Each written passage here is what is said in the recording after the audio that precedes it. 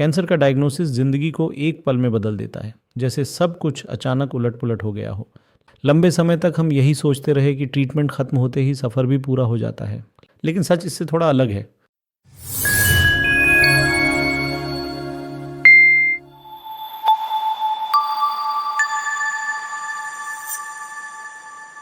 नमस्कार, मेरा नाम डॉक्टर अनुपम है और आज हम बात करने वाले हैं about the other essential half of cancer treatment. सालों तक हम ये मानते आए कि जब कैंसर का ट्रीटमेंट कंप्लीट हो जाए तो जर्नी वहीं ख़त्म हो जाती है, लेकिन पेशेंट हिस्ट्रीज कुछ और ही कहानी बताती हैं, डेटा भी कुछ और ही सच दिखाता है।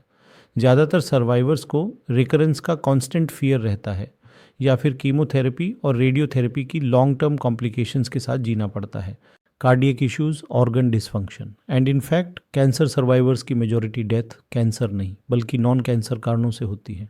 So the real question is, अगर ट्रीटमेंट के बाद भी बॉडी को सेफगार्ड करने का एक तरीका होता तो। आइए मैं आपको एक कहानी सुनाता हूँ। लेट 2021 की बात है। पोस्ट कोविड टाइम एक फीमेल पेशेंट कंसल्टेशन के लिए आई थी। पहली नज़र में वो बिल्कुल नॉर्मल लगी, नॉर्मल हेल्थ, नॉर्मल बिहेवियर। बातचीत के दौरान जब मैंने उनका मेडिकल हिस्ट्री पूछा तब उन्होंने बताया कि उन्होंने ब्रेस्ट कैंसर के लिए सर्जरी और कीमोथेरेपी करवाई थी एंड उनके ऑन्कोलॉजिस्ट ने उन्हें कैंसर फ्री डिक्लेयर कर दिया था।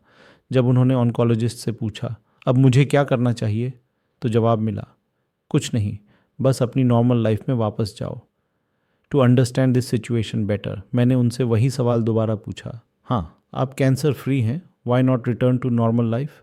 हर रिस्पॉन्स शुक मी। उन्होंने कहा मेरी माँ को भी ब्रेस्ट कैंसर हुआ था। She receive the same treatment, surgery, chemotherapy, radiation.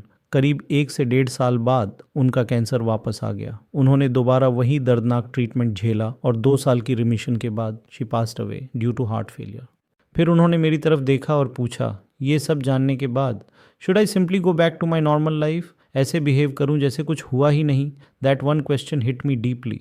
जिस बात को समझने में मुझे 20 साल की मेडिकल प्रैक्टिस एक्सपीरियंस, जिसमें कि 8 साल की रिसर्च एक्सपीरियंस थी, उस पेशेंट ने वो बात बहुत इजीली समझ ली थी।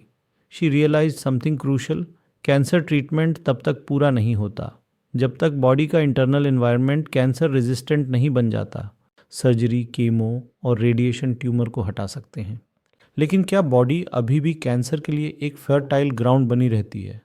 एक सिंपल एग्जाम्पल देता हूँ। एक एप्पल ट्री हमेशा एप्पल के बीज से ही उगता है, ये प्योर साइंस है।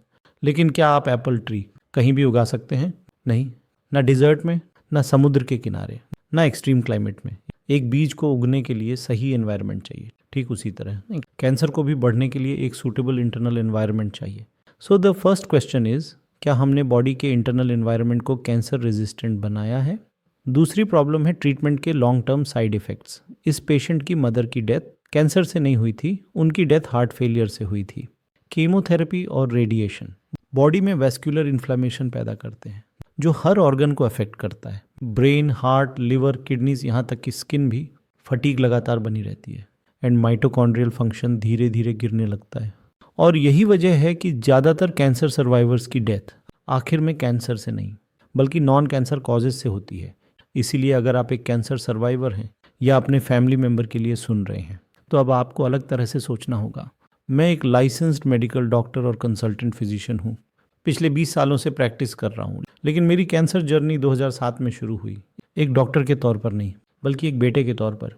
मेरी माँ का ब्रेस्ट कैंसर, उनके ट्रीटमेंट्स और उनकी लॉन्ग टर्म कॉम्प्लिकेशंस ने मेरी पूरी ज़िंदगी की दिशा बदल दी। एक डॉक्टर पेशेंट को कुछ मिनटों के लिए देखता है, लेकिन एक केयर टेकर हर पल उसके साथ जीता है।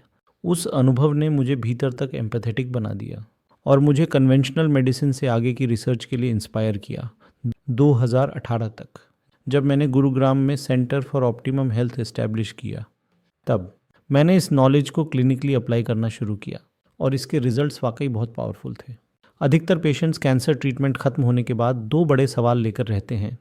फर्स्ट, क्या ये दोबारा वापस आएगा? सेकंड, ट्रीटमेंट के टॉक्सिक आफ्टर इफेक्ट्स को बॉडी से कैसे हटाया जाए? अक्सर इन पेशेंट्स को कई तरह की अल्टरनेटिव थेरेपीज़ की तरफ डायरेक्ट किया जाता है।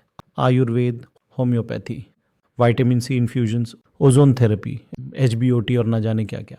लेकिन एक पेशेंट होकर आप कैसे समझें कि इनमें से क्या क्रेडिबल है, क्या सेफ़ है, क्या साइंटिफिक है और क्या वाकई इफ़ेक्टिव है? और कैसे भरोसा करें किसी ऐसी थेरेपी पर जिसके पास एविडेंस बेस्ड फाउंडेशन ही नहीं है।